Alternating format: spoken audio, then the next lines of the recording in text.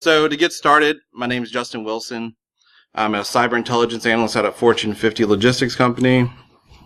And so my goal here is not to teach the basics of C2 channels, but to give out to you all my methodology to create evasive C2 channels that are more advanced than what you would typically see in the wild.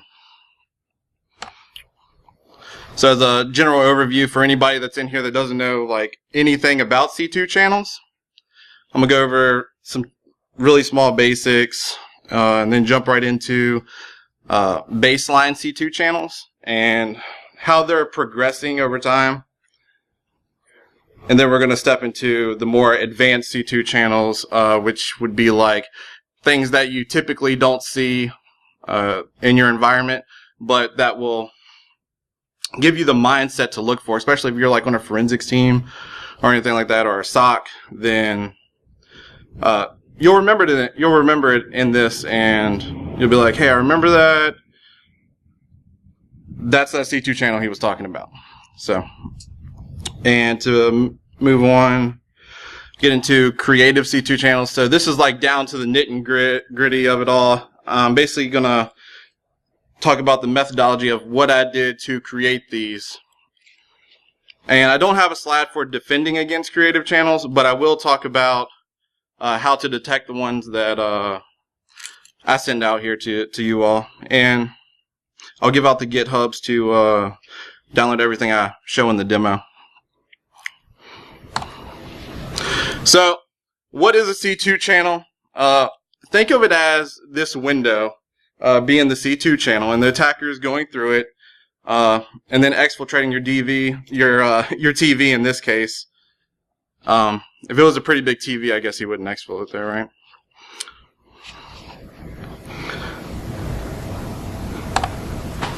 So more of a technical overview for anybody, if that didn't cover it, is basically you download a payload onto the compromised machine. The machine then calls out to the command and control saying basically that I'm alive and I'm here and I'm ready. The attacker sends instructions to the compromised machine, and then it exfiltrates the results to the command and control. One second. So typical baseline C2 channels would be HTTP requests using post and get. I don't know if you can see it here, but basically it's just sending an image with base 64 inside of it, and that's at the top. DNS records, sending base 64 through a DNS tunnel, and that's probably the most used nowadays, I would say. If you've ever heard of DNS Cat 2, it's a tool you can get off of GitHub, and you can practice exfiltrating data through DNS, creating a C2 channel. And email, if any of you have ever heard of GCAT, that uses it as well. I know John Strand talked about this in GCIH, and it's just a way basically to exfiltrate data through Gmail. So the progression of the C2 channels, you see HTTPS, doing it over SSL. I know I attended one here that was, I think it's called Empty Nest, and they used HTTPS, so it would generate pretty much the agent for you. IRC, this was pretty much typical with attackers creating worms to then dropping basically PHP scripts on there to call back to IRC. So pretty old school botnet style. Encoded base 64. So that's widely seen throughout the industry. Just everybody chooses base 64 as a default, right? Because it's easy. And then XOR was pretty famous with ZBot and the Zeus banking Trojan. So now to kind of get into what this talk is pretty much about, is the new methods. Do any of you in here use Discord or Slack for team collaboration? I'm sure someone in here does, right? So, and basically the way this would work is they both have APIs. You can use the malware and use that API to leverage exfiltrating data through that, correct? So that's one way, and I'll actually release proof of concept of that at the end if any of you want to play with that. So HTTP status codes, actually a good friend of mine, Chris, he's in here, he thought of this idea, and it's a really good idea. So basically, picture having a 404 status code and then a 500 status code. The 404 would represent a 1, and the 500 would represent a 0. Sending that to the command and control server, it would basically decode it to binary. And you would have to add a couple things in there, like in the refer, maybe add 2 slashes or 1 slash to indicate the start and end of a command. Images, so I'm sure some companies allow you to listen to music while you're working. You use like YouTube, or maybe you stream Netflix. I mean, might be a good movie on or something. And I believe they also have APIs, but you could use WAV files to basically send using steganography. You could exfiltrate data and do commands that way, just by doing it on both sides. And then finally, WebSockets, which I actually wrote another proof of concept that I'll be demoing here. And with WebSockets, that's typically Netflix and YouTube. They create a lot of traffic, like polling and keeping that connection open. So if you were to search in your environment, you would just see tons of polling and the connection staying open. And so when I'm creating these C2 channels, I choose a target. So in this case, I was interested in the WebSocket library. I started Googling around, and I was like, oh, socket.io, that's really cool. I mean, there's a bunch of different ones on here. I literally just randomly picked this one and went with the docs on it. And things you ask yourself is, could this API be used to transfer information? Pretty much, can it be used in any malicious way? Right? So, like, what can you abuse? Really, as long as it has some form of sending communication back and forth, I think it can probably be done. So once I chose socket.io, I don't code in JavaScript, and I realized that once I saw the code. So typically as a developer, you just start looking for tutorials, pulling the GitHubs, just like anything you can use to pretty much figure it out. And that's what I did in this case. I created a working concept of a server and client basically talking to each other. I was like, yeah, maybe I can make this into something neat. So I started up Wireshark, looked through the packets, and noticed that everything was in plain text, and I was like, well, this would be kind of useless with exfiltrating data. Yeah, it would work, but they would know exactly what you're taking. So I gave up. I didn't give up. I just chose an encoding. I didn't choose base64. One is because everybody pretty much uses that, right?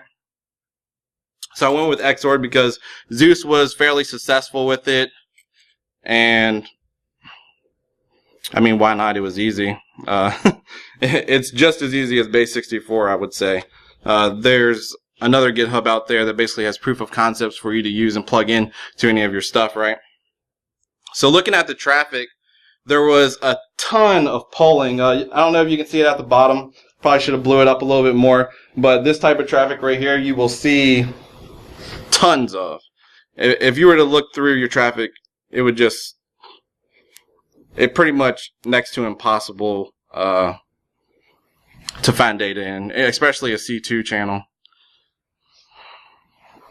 I'm not saying it's not possible, but highly unlikely. And if you see WebSocket text right above that, if you set the filters in Wireshark, I don't know if they're set on by default, but you can see in plain text that everything that's sending. So it's pretty much like hiding in plain sight, if you will. getting more into it, I noticed that it was extremely hard to read and catch once I actually did look at it, and kind of just starting from like the next one and just kind of streaming downward, right? And I think an analyst would go right past this. Now, I sat on this for a while to pretty much think about different ways of detecting this, and I couldn't really get anything at first. I talked to John Strand about Rita and how it uses frequency to basically catch beacons, right? But there's literally so much polling that frequency analysis would not work on this. And then that's kind of what he cued me in on. But I did notice my slip up in this, and if you see the red text at the top left, you'll see like 42 bracket, double quotes, and then some text. That's actually the message destination. Now, it wouldn't take much to pretty much sync that and just change that at the top left and, you know, have it sync with the command and control. Yeah, it would be possible to figure out the algorithm probably, but you could make that a lot harder to detect. So next up I have a demo that I've already pretty much loaded up the VM so that I could show you all. And hopefully the VM gods are with us.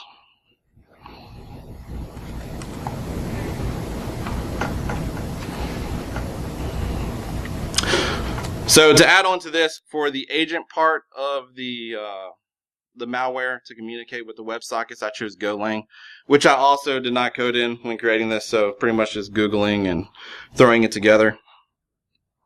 And another reason I chose Golang is because you can compile it for Linux, Mac OS, Windows. It's very adaptable, and attackers need that. Let's say that you're pivoting through Windows and then you run into a Mac operating system. You just want to switch up the agent, but use the same command and control. And you'll see right here that here is the message destination that you saw in the packets, right? Oh, wow. Okay. I'm not sure why that did not come on over there. There we go. Okay, so here's the Golang that we created, and it has some persistence mechanisms, but I have removed them for this portion. If you can figure it out and plug it in, then there you go. So at the top you'll see message JNK CYP, and that was at the top left of the packets that I was talking about. This is a little bit hard to control. Okay, so basically, if you look down at the bottom, I'm going to scroll it all the way up so you can see. So for the malware portion, I went with the name Kane, and then for the command and control, I named it after my son and named it Abel. So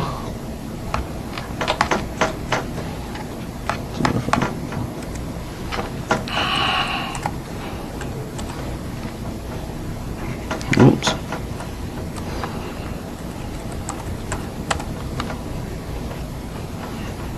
Okay, so this is a very baseline command and control where it would just show your zombies, and you can send message and exfiltrate data.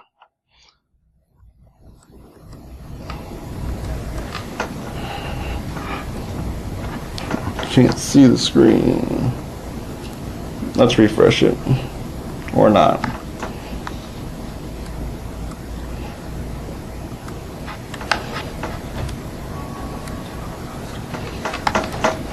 I'm gonna throw it on my screen real quick so I can make sure this works. Alright, it's working over here. Execute.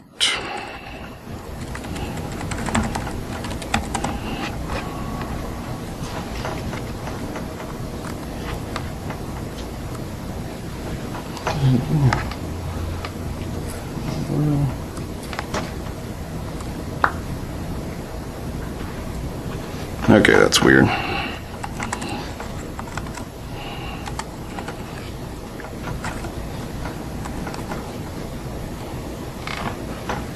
Okay, so I just sent the command. It should come back, hopefully. Okay, so on this side you see that it executed host name. And I'm not sure why it's not coming back like that. I think that is being cut off.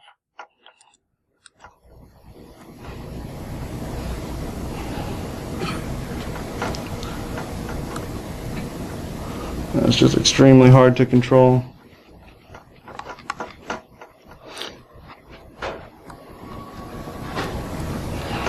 Duplicate your screen instead of doing two screens.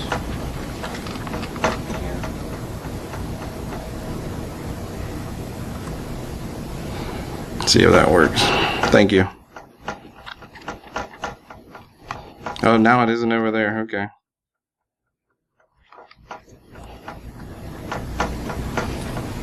There we go.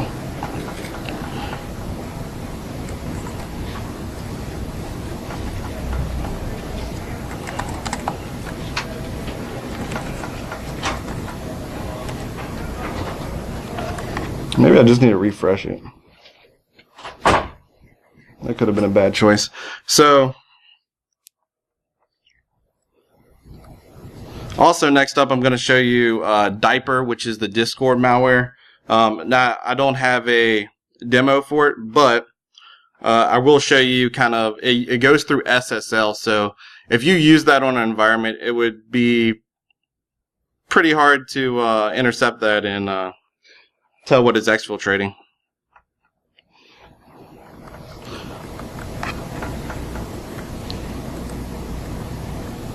I literally tested this before I came in here and it worked. So if you want to see the live demo, just get with me after, and I'll show you. But moving on to the Diaper. Let's see here. There it goes. Okay, so as I said, SSL encrypted, and that's running through Discord. So basically, does anybody in here use Discord? Okay, so the way it works is you can use the API to basically create bots and so on and so forth. So really all I did was just manipulate it to execute commands and stuff like that. So you could pretty much throw this anywhere and it would call back to your Discord channel and you could execute commands that way. And let's say that your command and control just got popped or something. Literally in 1 second, you could create a new command and control server. So, just take that with you. As far as GitHub links, I have one to the Discord malware, the web application, which is the command and control server, Able, which is the, I think I have that backwards. No, that's right. Okay, so Kane is the malware and Able is the command and control, and then I have a Stegno proof of concept for exfiltrating with WAV files. So you could take that methodology and pretty much include it in whatever malware you're making or command and control, and it'll exfiltrate. It's basically pretty much one portion of it is a C file that creates the exfil data into a WAV file, and then one portion decrypts it. So you just put that on both ends. And I want to thank everybody for coming here and listening to me talk. Those of you that got a piece of candy, at least you got that out of it.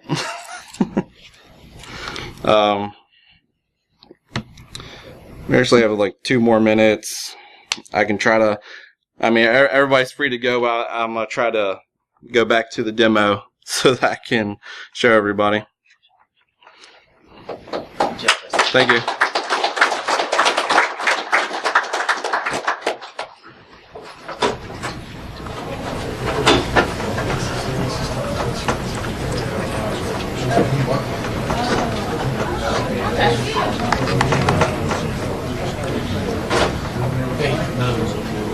You talk a lot? You do a lot of these? No. No, it's my first one, man. Pretty good job. Keep it up. Thank you. Yeah, thanks for that. Both are good.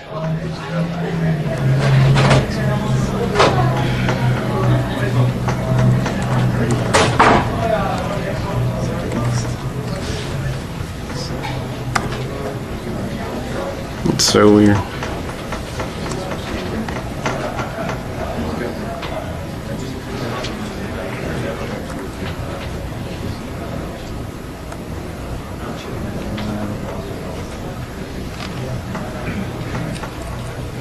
Let's try now.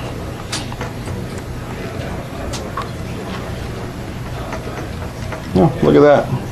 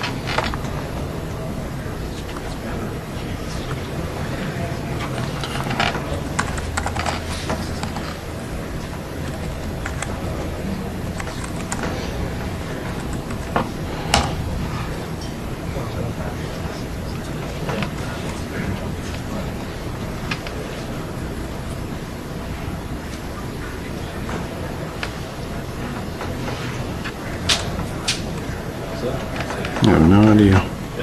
Okay, well, I'm not really sure why it's not showing.